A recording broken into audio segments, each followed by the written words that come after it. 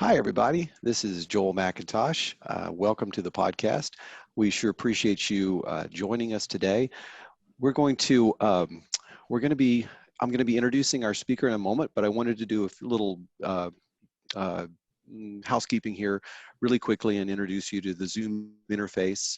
I'm hoping, and I want to strongly encourage you to please pose questions to our speaker today. We've got if you'll look at the bottom of the Zoom interface, there's a Q&A box down there, and you can click on that box and you'll get a little Q&A box pop up on your screen, and you can then you can ask questions throughout the session. I have one of our editors, Stephanie McCauley, is also on the line, and she'll be fielding questions that have to do with ordering or anything like that, but then Mary Kay Richie and I will be working with some of the questions that have to do with the content of the webinar. So that's the Q&A piece. I want to mention that we are recording this webinar, and it'll be available to you in a couple of days. I'll send you an email with a link to the webinar. Also, just to be clear, your video and audio is off. You can see us, but we cannot see or hear you. We started these webinars as an opportunity for our customers to get to meet our authors and allow the authors to sort of give a little taste of the ideas that they're representing in their books.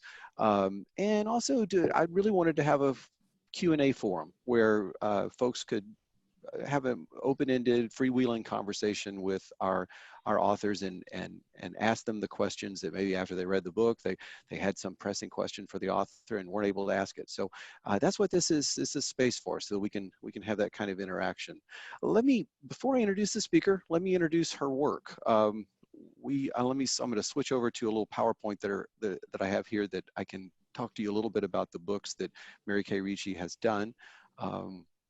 I will come here and I will show this slide. The first book that Mary Kay Richie did for us was Mindsets in the Classroom.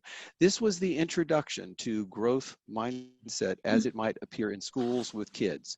And this was a tremendously popular book. It was designed as a professional learning product that for those folks who were interested in implementing this in schools.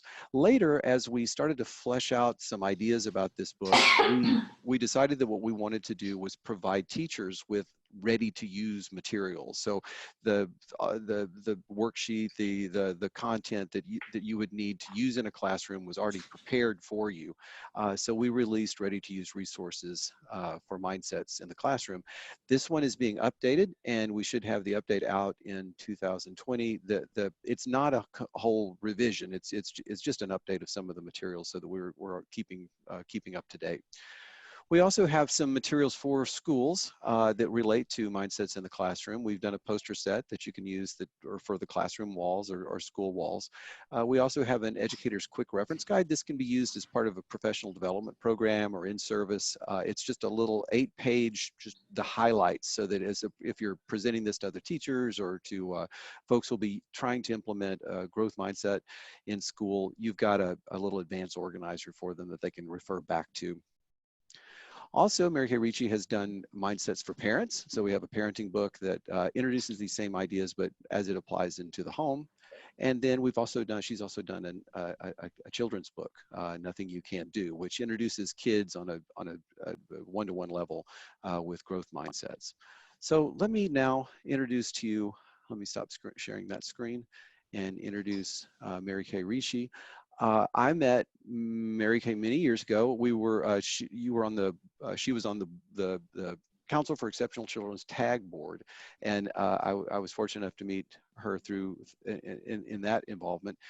She has been the coordinator of gifted and talented education for Baltimore Public Schools. She was a supervisor of advanced enrichment instruction in Prince George's County Public Schools. She's been both an elementary and a middle school teacher. She's written the 5 books that I introduced earlier, and she's written a couple of other books, the Next Generation Science Standards in Gifted and Advanced Learners, and then she's also done a book, contributed to a book on increasing diversity in gifted education. So prolific author, consultant, and just a a wonderful thinker in education. Mary Kay, let me ask you, for the folks, I assume most people who signed up for this are people who have read your books, but we don't know that. Some folks, this may be new. And so maybe if you could give just a real quick top level introduction to what is growth mindset, and why might you implement it in the schools? Sure. So Carol Dweck, who is the brains behind everything, she coined these two terms, growth mindset and fixed mindset. So fixed mindset means that in a given situation, you believe that your skills, talents, intelligence can only go so far, or at the other side of that is you're good in some things, you're not good in other things. It's very genetic. You're born with what you're born with. You can always learn, but you're never going to be great at something. That's fixed mindset. The opposite is growth mindset. And growth mindset is actually built off the notion of neuroplasticity, which is your brain's ability to change. And we talk a lot about the neural connections, the more you're challenged. And that basically means you believe that with perseverance, effort, the right set of strategies, and deliberate practice, you can achieve almost anything. So that's it in a nutshell. Well, that sounds like a good thing. Why would anybody push back against this idea? Well, it's interesting because for a long time, and I'm one of those teachers, when I was in my undergrad, I was sort of taught bell curve, that in my classroom I was going to have some really, really bright, gifted kids, some kids on the lower end, but most of my kids would be average. And I think when you walk into a space thinking that, that's what you see. And thanks to good cognitive scientists, and we have learned that even though we've known for years your brain can regenerate, if you've seen anyone recover from a stroke or a brain injury, you've seen it. But it's not like if I've had a stroke, I'm going to wake up one day and I'll be able to walk and talk. It's with a lot of practice and therapy that happens. So research has taken that and applied it to learning.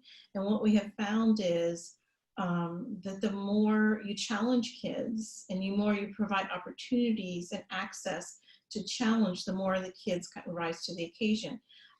One of the things I always say be careful about is don't tell me you're a growth mindset person all the time, because there's a part of our life that we all have a fixed mindset. And I'm going to ask the people that are there, because I put Joel on the spot last time. If anyone in the Q&A box could share with me, is there something in your life where you don't think you're just not very good at, that you're terrible, or you leave it to somebody else? Or is there something that you just don't think you can do? If somebody would be brave enough to maybe share that. If not, I'll go back to Joel. He'll have to share something, or I'll share something. So think about that. And just as a reminder, you click the Q&A box at the bottom, and you'll get a little floating box that comes up, and you can type your question into that. Well, I will bring up what I brought up last time. Then hopefully I'll tell you, a couple of the folks last time, because they were writing in the Q&A box. One person mentioned golf. They felt like they were terrible at golf. Another person, it was basketball. One of our attendees said singing, which. Oh, I love that one. Let me talk about that one. Yeah. So I get that one a lot, saying that I'm a terrible singer. So I actually did a little more research about that, because it came up so often. And I was talking to a lot of music teachers and voice instructors. And I said, is it possible for someone who's actually tone deaf to become a singer? And they said, absolutely yes. Because what you have to have is the motivation to put the time in, to take lessons, to learn how to breathe, to learn how to project, and everyone can become a better singer. So you may or may not win a Grammy, but everyone can improve their singing with the right strategies, and if you're willing to put the time and effort. So one of the things I always say is, we have the option. I don't want to take singing lessons, so I don't have to. The kids don't have that option. They can't say, I don't feel like learning fractions, because that's what you have to learn. So we have to think about, okay, how do you motivate kids to stick with it, persevere, and so on. As adults, we have to, like when people say I'm a terrible cook, well, I might argue that anyone can learn to cook. The question is, do we want to learn how to cook? Mm-hmm. And so that's where motivation comes in. So singing is actually a great example. There is hope.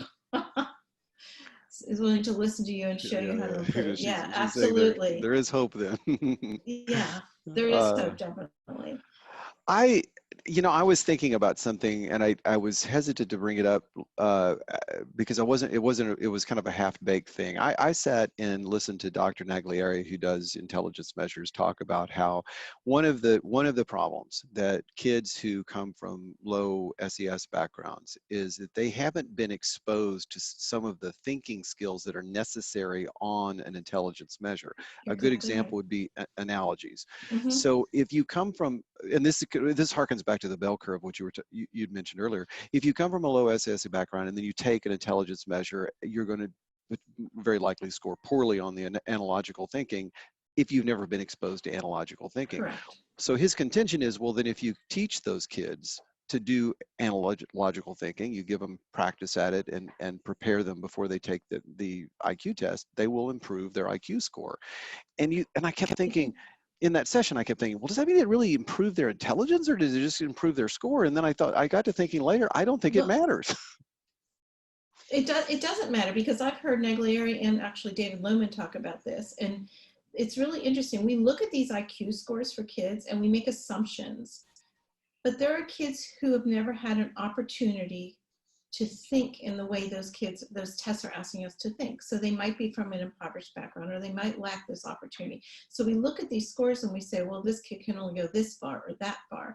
So that's actually a really interesting thing, because there's such a misunderstanding about what an IQ test does not measure innate ability. It measures developed ability, the developed thinking in that area.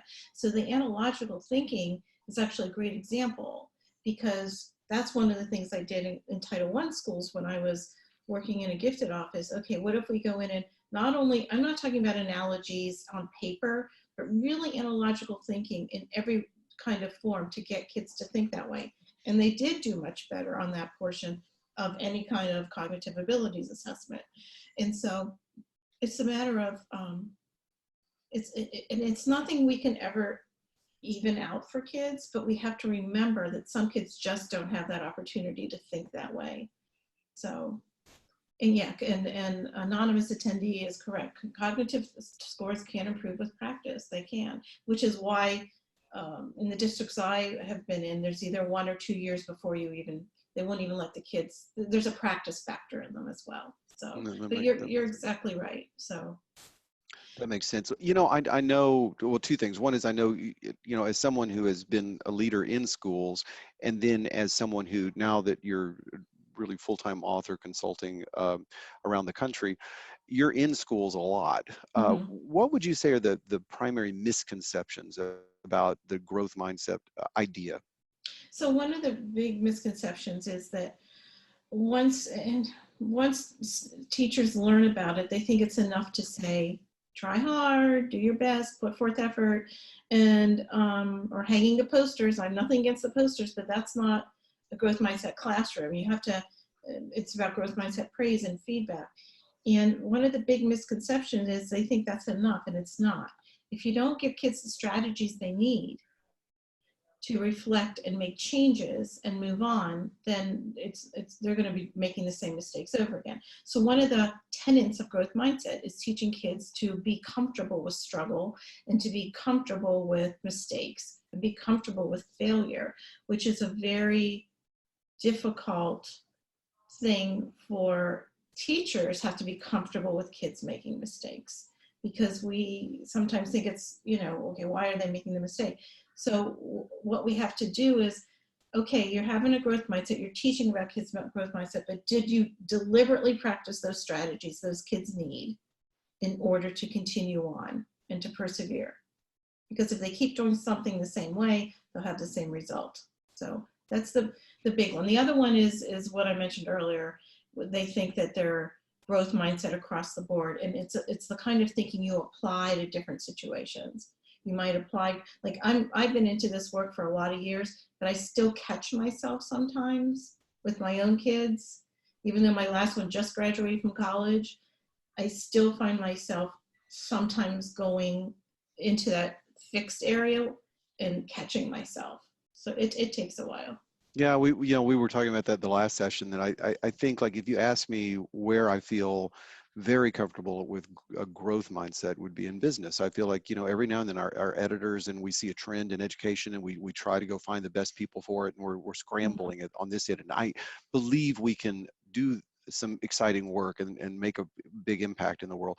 But if you ask me, do I think I could dance? I like, no. And we argued about this in the last session. We did. I'll never give it to you. But Oh so yeah, yeah. one person. It's not like you were born with one kind of thinking and Right. develop on. And that was something I wanted you to talk a little bit about. It's so part of what a teacher is doing with kids to help them develop growth mindset are to teach them strategies related to being resilient, being persistent, and being motivated or a drive. Can you talk a little bit about how teachers Sure. can improve those things in school Right. classrooms? So one thing we take right out of gifted education, when we look at gifted curriculum, and we always notice that there's a development of conceptual understanding. So what we want to do is make sure that kids have a conceptual understanding of what it really means to be resilient.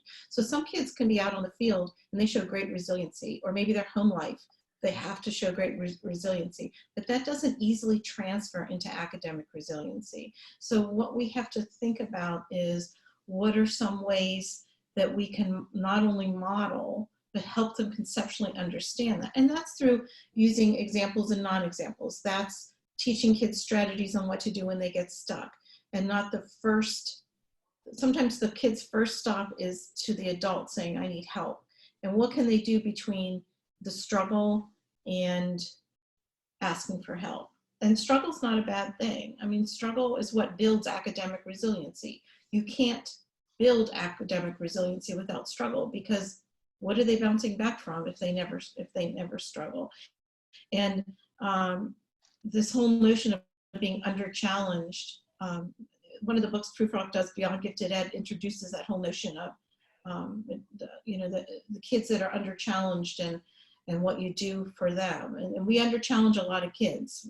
Part of that is because we don't have national guidelines for identification of gifted. So I can have one foot in one county and one foot in another, and one foot's gifted and the other one's not. Now I think Texas might be a little more cohesive with that, but in most districts it's sort of a toss up of how they identify. So some kids are under challenged because of that. And in teaching that whole notion of embracing a challenging task is a difficult thing, because they don't want to they view failure as such a negative thing. So. Mm-hmm, mm-hmm. And helping kids change that view. Absolutely. There was a question that the person I was talking about, there was a question of who was the author that we were talking about with the IQ measure. Jack Naglieri is the author of, he's the author of IQ measures, but he's also written extensively on this topic, and he's talked a lot about the misconceptions we've had about IQ, where minorities and low SES kids are related. Correct. So it's Jack Naglieri, and don't ask me to spell it, but if you Google it, Yeah. it'll and then come up. and David Lohman is the other one, and he's written. He was a part of the developer of the COGAT, and so he's done a lot of writing on it as well. So exactly, it's very interesting stuff. When you were implementing the growth mindset approach with folks, what do you think is the pushback you get in implementation in schools? Well, whenever I come, it's interesting, and any educator out there can relate. When someone comes in to do a professional learning day, automatically kind of barriers go up, because things that go through people's minds, here's something else that's going to come and go in 6 months, or there's not going to be any follow-up, or I have to learn a new set of standards, whatever. And the challenge with growth mindset, even though it's based in science and metacognition and neuroplasticity and Carol Dweck's research and others, Joe Bowler's research, you're asking someone to change the way they thought. Are you still with me? Hold on. Can you still see me? Okay. I can see you and hear you. Okay. You're asking adults to say, whatever you believed for all those years, you need to shift that. And hold on one second, sorry. Sure, sure, take your Something time. happened to my screen and I'm not sure what. I'm seeing you fine though, so Okay, just so great. you know Then I'm that. not going to worry about it. And so the pushback I get sometimes is when teachers just dig their heels in and say, I don't care what the research says. I know that some kids can only do so much. And it doesn't matter what you say or what you do. That's what I've always believed, and that's how I view kids. They don't look at kids through this lens of potential or possibilities. They look at some kids through a lens of deficit, basically a deficit lens. So that's probably my most challenging when I go into a school or a district and I get that pushback. For the most part, though, they eventually come around because the people around them are so optimistic about it and they see significant changes. One of the first kind of experiments I did was in 6 Title I schools. And we went in and we basically taught the kids as if they were gifted kids. I mean, we did critical thinking with them. We taught them about their brains. We introduced this little guy. This is a little puppy neuron who became their friend. And basically here's these kids who in one school is 90% English language learners, and their cognitive abilities assessment really grew based on just the way the teachers looked at them, approached them, and the way that we taught them critical thinking. So it was really eye-opening. That actual little experiment was the whole reason the first book was written, to be honest with you, because I heard teachers say things I never thought. I mean, one teacher had tears in my eyes. He doesn't even speak English, but he does X, Y, and Z. I never would have seen this part. He has such confidence now, and it's just a huge shift. And it's all about the way they look at the kids. So, I was encouraged by it. I've only seen good things ever since. But yeah, I mean, to tell you that there aren't some teachers that dig their heels in, I would be lying, because there are. But I also have a lot of teachers that come around to it because they see the power of it. So Yeah, I think that idea that when you describe growth mindset, the concept to someone, it sounds initially like almost like the old uh, external versus internal locus of control back that we studied back in the 80s. mm-hmm. But it was more of a trait you had. You either thought this way or you thought this other way. Right. And the thing that I would imagine is one sort of blind side. If you believe that you're one way or the other, then you're not going to see much potential here. But I thought that one of the things that you do in the books is when you're showing teachers how to help kids develop resilience, how to help them develop persistence, how to help them find their motivation to strive, you're giving them specific strategies. It's not a sort of a loosey-goosey psychology thing. It's specific strategies they use. Now, over time, as they implement those things, their thinking actually changes about themselves. Correct. Absolutely. And I had a parent come to me once, and I was working with some 8th grade teachers and their students at the same time. And the teacher said that her child, who was always a good student, had kind of hit this wall and was just not feeling like, motivated to do much. And she said her just simply finding out that she's in control of her brain and that she can make her brain stronger and cause more neurons to connect, that gave her this renewed power, and that she completely turned everything around. So, and I ran into her years later, and she had gone on to high school, and she's a very engaged learner and happy at school. And so you don't know what the power is going to be behind it. And people always question me, why would you teach kindergartners about the brain? And I said, well, why wouldn't you? Because kids should know how they learn. And that gives them this power, saying, oh, I've got some control of this. So it's very, very motivating. So I think one of the most biggest trends that I'm excited about, but has certainly caused a lot of discussion and even emotions in gifted education, is the rise of this talent development framework as mm-hmm. what we're doing in gifted. And I'm oversimplifying this, and so I apologize to anyone out there who this is just part of the old school or something, but there was this old school of giftedness where you identified with an IQ test or something. So because a kid was the thing. Then they got into the program, they got a bunch of services. This talent development model is really more focused on what you do. Exactly. How do you express the, could you talk a little bit just briefly about, you mentioned Paula Ojewski-Kubilius, and her view of how much of talent is Mhm. related to innate ability. Right. So this, I heard her speak at, I think it was at NAGC or something, and I've spoken to her since. Basically, she says that about 25% of achievement, only 25% is anything innate. 75% are all these other psychosocial skills. And if that 25% is you're very bright or gifted, yet you lack those other skills, you will not achieve. But the opposite is true as well. If that 25% is sort of average or whatever, but you have strong psychosocial skills, you will achieve. So what are some of those skills? So we talked about resiliency and perseverance, but another one that is very underrated that needs to be talked about more is optimism. So optimism is powerful in both the adults in the building and the children, because think about an optimistic person is a person who has hope.